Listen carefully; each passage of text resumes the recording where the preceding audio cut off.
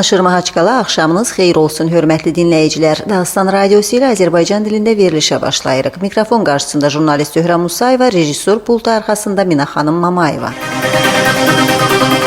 Birləşmiş Millətlər Təşkilatının Ukraynada insan haqları üzrə nəzarətçilər missiyası mart ayının 17-sindən başlanacaq. Ümumdünya Təşkilatı rəhbərinin müavini Jeffrey Feltman Təhlükəsizlik Şurasının açıq müşavirəsində müvafiq məlumatla çıxış edib. Rusiya prezidenti Vladimir Putin, o cümlədən ölkə hökuməti, eləcə də Rusiyanın Xarici İşlər naziri Kiyevdə yeni hakimiyyətin gəlişi ilə kütləvi surətdə insan haqlarının pozulduğuna dəfələrlə diqqəti cəlb etməyə çalışıb.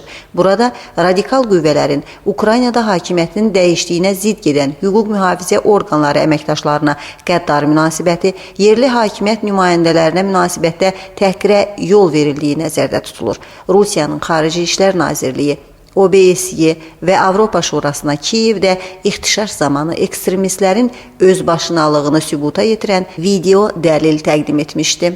Birləşmiş Millətlər Təşkilatı nəzdində Rusiyanın daimi nümayəndəsi Vitaliy Churkin Təhlükəsizlik Şurasının müşavirəsində Rusiya Ukraynada müharibə baş alması və vəziyyətin gərginləşməsi tərəfdarı deyil, yaranmış vəziyyətə bu kimi terminlərlə nəzər yetirmək üçün hər hansı əsas yoxdur deyə vurğulayıb.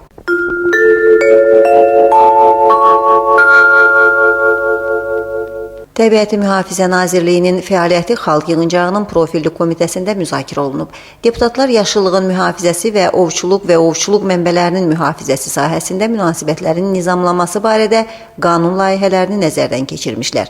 Qeyd olundu ki, Respublikada faydalı qazıntıların qeyri-qanuni hasili faktlarına rast gəlinir. Bu isə öz növbəsində ətraf mühitə zərər vurmaqla yanaşı, regionun iqtisadi təhlükəsizliyinə xələl gətirir. Parlamentçilərin fikrincə müvafiq sahədə qayda qanunun pozulduğu qəti cəzaya məruz qalmalıdır. Hazırda cərimə 5000 rubuldan ibarətdir. Karxanalardan oğurlanmış bir maşın qumun qiyməti isə qat-qat çoxdur. Müzakirələr gedişində qeyd olundu ki, Xəzər dənizi sahilində rekreasiya zonalarının və təbii qoruğu olan sarı qum qumlağının mühafizəsi xüsusi diqqət mərkəzində saxlanmalıdır.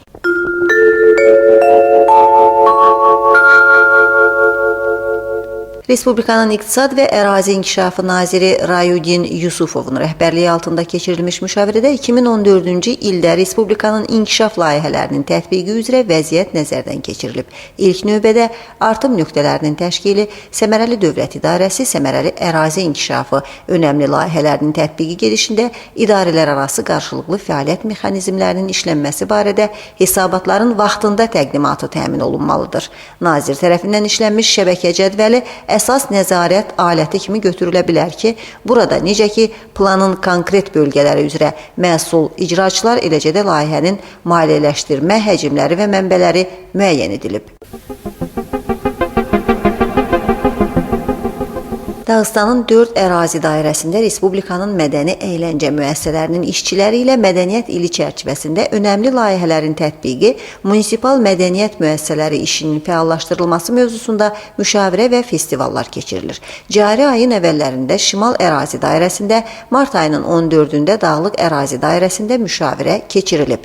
Bazar ertəsi mart ayının 17-sində Dərbənddə, Ləzgi Musiqili Dram Teatrı binasında Cənub ərazi dairəsi üzrə Mənim Dağıstan Respublika Festivalının keçiriləcəyi planlaşdırılır. Milli mədəniyyətlərin inkişafı necə ki, regionlarda, eləcə də federal səviyyədə dövlət siyasətinin cari mərhələsində əsas məqam kimi qeyd olunur. Xatırladaq ki, Respublika rəhbərinin təşəbbüsü ilə qəbul edilmiş insan kapitalı inkişaf layihəsi çərçivəsində 4 yarım layihə nəzərdə tutulur ki, mədəniyyət və Dağıstanın mədəniyyət siyasəti də buraya daxildir. Yarım layihənin tətbiqi çərçivəsində bələdiyyə qurumlarında Rusiya xalqlarının ənənəvi mədəniyyət mərkəzləri təşkil edilir. Mədəniyyət Nazirliyi tərəfindən mərkəzlərin informasiya və metodiki təminatı məqsədi ilə müəyyən tədbirlər tətbiq edilir. Artıq şəhər və rayonlarda 23 ənənəvi mədəniyyət mərkəzi açılıb. Cari ildə müvafiq müəssisələrin maddi-texniki bazasının möhkəmləndirilməsi məqsədi ilə maliyyə yardımı göstərilir. Bu əlaqədə məlumat əldə etmək məqsədi ilə Dərbənd rayon müdiriyyətində Mədəniyyət və Gənclər Siyasəti İdarəsinin rəhbəri Səkinə Seyidovaya müraciət etdik. Səkinə xanım, xalqımızın ən sevimli bayramlarından biri Novruz bayramı qarşıdan gəlir. Bu əlaqədə mart ayının 17-sində Dərbənddə, Bilici qəsəbəsində keçiriləcək tədbirə hazırlığın yəqin ki, qızğın çağıdır. Dərbənd rayonunda bütün incəsənət məktəblərində, klub, bibliotekar hamısı bizi işçilərimiz meclislər hazırlayırlar. Neçə ki bizi cəmaatımız istəyirlər və biz göstərəcəyik proqramlarımızı. Ondan sonra folkloru, bizim adətlərimiz göstəriləcəkdir. Biz çox şadıq. Mədəniyyət ili çərçivəsində qonşu Azərbaycan Respublikasının müvafiq sahə işçiləri ilə birgə hər hansı tədbirlərin tətbiqi nəzərdə tutulurmu? Bu mədəniyyət ilində gözləyirik ki, bizi Azərbaycan Respublikamızdan qonaqlarımız, qardaşlarımız da gələcəkdilər.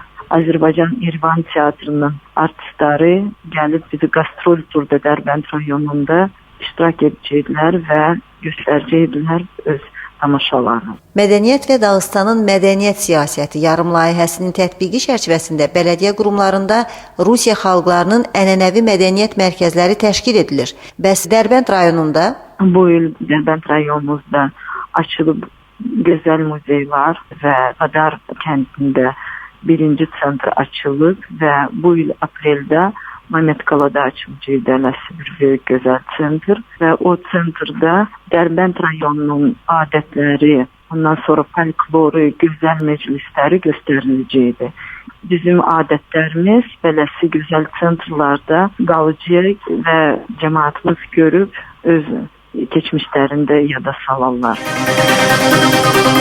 Siz son xəbərləri dinlədiniz.